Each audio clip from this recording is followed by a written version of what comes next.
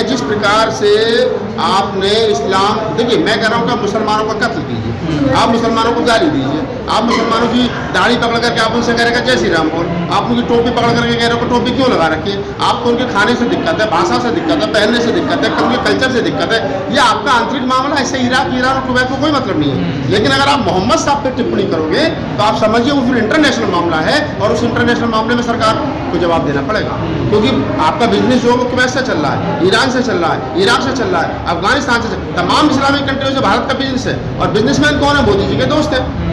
तो जो बिजनेसमैनों का नुकसान हो रहा है वो तो सरकार को रोड पर ले आएंगे। तो दो तरीके से सरकार रोड पर है। पहले तो इस्लामिक कंट्रियों का जो दबाव है कि आपने मोहम्मद साहब के बारे में आपके राष्ट्रीय प्रवक्ता ने नुपुर शर्मा ने ये कहा, और दूसरा ये कि जो मोदी जी के खास दोस्त हैं अडानी अंबानी, उनका जो बिजनेस चल रहा है वो बिजनेस जो है वो उसका बायकॉट हो रहा है, तो वो वहाँ से भी जा रहे हैं। तो सरकार दोनों तरफ से जा रही है। सरकार इंटरनेशनल लेवल पर सरकार के ऊपर दबाव बनाया जा रहा है, और दूसरी तरफ वहीं जो सरकार को लोग भारत में चला रहे हैं, जो उद्योगपति हैं, जो सरकार को चंदा दे रहे हैं, वो लोग भी सरकार से कपाए कि तुम्हारी एक प्रवक्ता ने तक हमारा इतना नुकसान हो गया। तो दोनों तरफ से सरकार जो बैकअप है। लेकिन जो तमाम लोग जो आंदोलन कर रहे हैं या प्रोटेस्ट कर रहे हैं और जो हिंसक हो रहे हैं, उनकी डिमांड है कि नुपुर शर्मा की गिरफ्तारी होनी चाहिए। अभी तक गिरफ्तारी नहीं। मैं यही कह रहा हूँ, मैं कई दिन से बात सोच रहा हूँ कि अगर प्रोफेसर रतन लाल एक ट्वीट कर देते हैं या एक कुछ लिख देते हैं तो उनको रात के अंधेरे में पुलिस उठा लेती है बिना नोटिस के।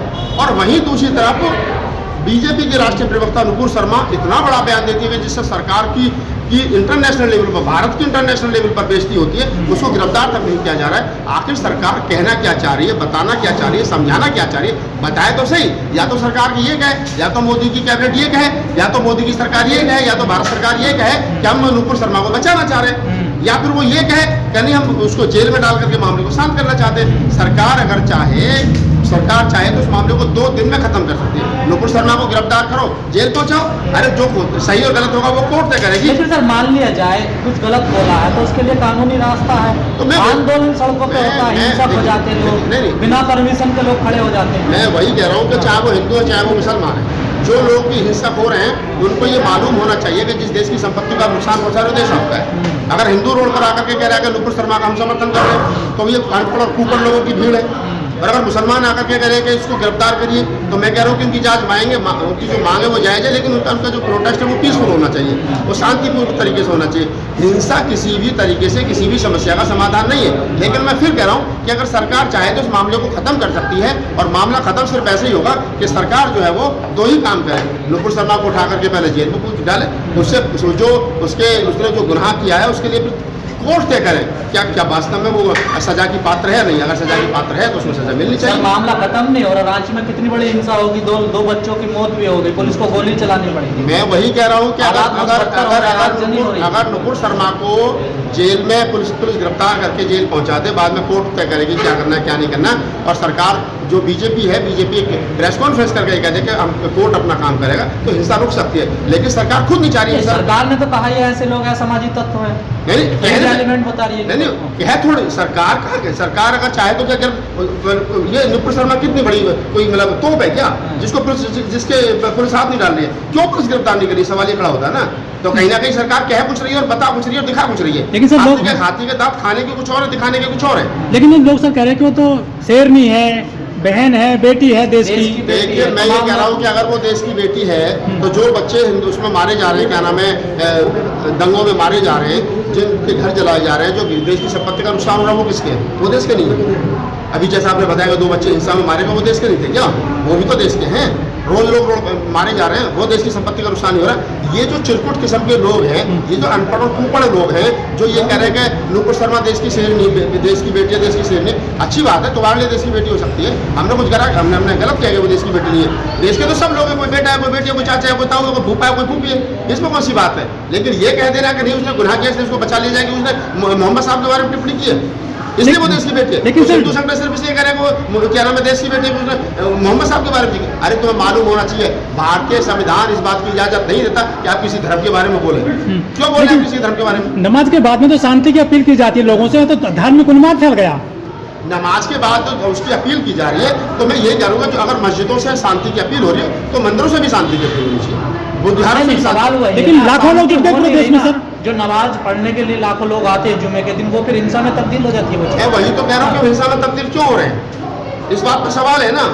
वो कौन से लोग हैं? अगर मुसलमान आपको लग रहा है कि वो गलत कर रहा है और हिंसा के लिए हिंसा कर रहा है मुसलमान, तो उसमें पुलिस कार्रवाई गलत क्यों नहीं कर रही है? आपको पता है इस मस्जिद के अंदर हर जुमे को 10,000 आदमी, 5,000 आदमी, 2,000 आदमी आते हैं, तो शासन प्रशासन क्या कर रहा है? शासन प्रशासन सिर्फ इस बात को देख रहा है कि यहाँ आग लगे और उसके बाद में हम लोग में पहुंचे। लेकिन नमाज के बहाने जाते हैं ना, नहीं, नमाज के बहाने नहीं होती। नहीं, नमाज के बहाने जा रहे हो, लोग इकट्ठा होने की परमिशन नहीं है। गजेंद्र जी कि नमाज के बहाने अगर मस्जिद में मुस्लिम लोग जा रहे हैं और उसके बाद वो हिंसा कर रहे हैं, तो वह पुलिस को पहले तैनात होना चाहिए। क्यों नहीं हो रही पुलिस तैनात? तो सर हुई थी ना, तैनात हो रही है, पत्थरबाजी हो जाती है पुलिस के ऊपर। तो मैं वही कह रहा हूँ गजेंद्र जी कि कोई भी, देखिए मैं ये नहीं कह रहा हूँ कि मुस्लिम हिंदू गलत है, मुसलमान गलत है। जो आदमी चाहे हिंदू है चाहे मुस्लिम है, जो कानून को अपने हाथ में ले रहा है, उसके खिलाफ कानूनी कार्रवाई होनी चाहिए। संवैधानिक रूप से किसी को राइट नहीं है कि वो आप किसी के ऊपर पत्थरबाजी करें, आप किसी के ऊपर फायरिंग करें और उसमें किसी की जान जाए, जान माल का। धार्मिक मामलों में क्यों लगता जा रहा है? जिससे तो देखिए मैं वही कह रहा हूँ ना कि पिछले साल देखिए हमने जो है वो काट रहे हैं। अब पिछले 8-10 साल से वो हिंदू मुसलमान जो जहर घोला गया था, उसकी फसल तैयार हो गई, वो कट रही है। और कटने में क्या आप समझ लो कि यहाँ विश्वविद्यालय निकलेंगे, क्या आप IAS बनेंगे, क्या यहाँ डॉक्टर इंजीनियर बनेंगे, क्या प्रोफेसर बनेंगे? उपद्रवी तो बनेंगे, वही आपने बनाया पिछले 10-8 साल में, वो बन के तैयार हो गए। अब आप झेलिए, वो चाहे हिंदू बने चाहे मुसलमान बने, बनाए तो सरकार ने है, जहर तो सरकार ने घोलना शुरू किया है। सोच तो सरकार की थी। टीवी पे बैठ करके जो डिबेट की जाती है जिसमें मुर्गे लड़ाए जाते हैं, एक मौलवी को बुला लिया जाता है, एक क्या नाम है हिंदू संगठन के किसी आदमी को बुला लिया जाता है, ना शिक्षा पर डिबेट हो रही है, ना स्वास्थ्य पर डिबेट हो रही है, ना रोज इस देश की GDP बढ़ती थी, महंगाई पर डिबेट हो रही है और तमाम मुद्दों पर डिबेट हो रही है। लेकिन हिंदू मुसलमान पर डिबेट हो रही है, गाय गोबर पर डिबेट हो रही है, मंदिर मस्जिद पर डिबेट हो रही है और सिविलिंग पर डिबेट हो रही है। जब तुमने बनाया धार्मिक को धर्म के नाम पर इतना तुमने सब कुछ कर दिया, तो उसे झेलेगा कौन? आने वाली नस्ल तो काटेंगे इसको। और मैं आज बता रहा हूँ बड़ी जिम्मेदारी के साथ, देश जिस रास्ते पर चल रहा है, हम उस रास्ते पर चल रहे हैं कि आने वाली नस्लों की पीढ़ियां टूट, कमर टूट जाएगी इस नफरत की आपको बुझाने में। सर जब बामियान में प्रतिमा तोड़ी गई थी भगवान बुद्ध की, तब किसी मुस्लिम ने आवाज नहीं उठाई थी पूरी दुनिया में? कोई सामने नहीं आया। मैं वही कह रहा हूँ कि जिन लोगों ने मुस्लिम तथागत बुद्ध की मूर्ति तोड़ी थी, वो कह रहा था हमें उनको बहुत बड़ा प्राकृतिक मुस्लिम कहाँ गए तब? नहीं, मैं वही कह रहा हूँ ना कि प्राकृतिक रूप से उन लोगों को उसका खामियाजा भुगतना पड़ा। जिन लोगों ने मूर्ति तोड़ी, जिस सरकार ने मूर्ति तोड़ी, उस सरकार का क्या असर हुआ आपको मालूम होगा। किसी ने कुछ नहीं कहा, लेकिन प्राकृतिक सबसे हिसाब लेती है, उनका क्या असर हुआ आपको मालूम है। और जो आप कह रहे हो कि कोई मुस्लिम नहीं बोला, मैं ये कह नहीं रहा मुस्लिम बोले हिंदू बोले, मैं कह रहा हूँ मानवता की बात करिए ना, इंसानियत की बात। आपको नहीं लगता कट्टरता दोनों तरफ बराबर? बिल्कुल कट्टरता दोनों तरफ। बाबा साहब डॉक्टर अम्बेडकर ने कहा है कि अगर इस्लाम में सबसे अगर कोई चीज है तो वो है उनकी कट्टरता। इस्लाम की कट्टरता इस्लाम के लिए हानिकारक है।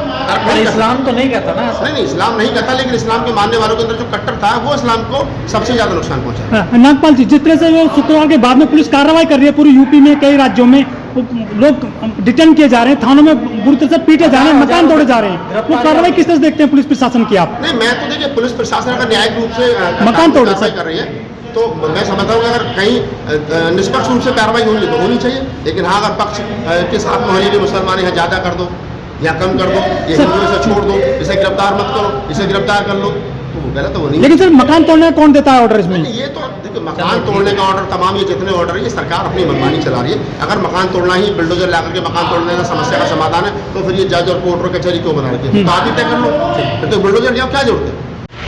अगर आपने अभी तक हमारा चैनल सब्सक्राइब नहीं किया है तो सब्सक्राइब करें और घंटी का बटन बिल्कुल भी दबाना ना भूलें, ताकि सभी लेटेस्ट खबरें पहुंच सकें आप पे सबसे पहले।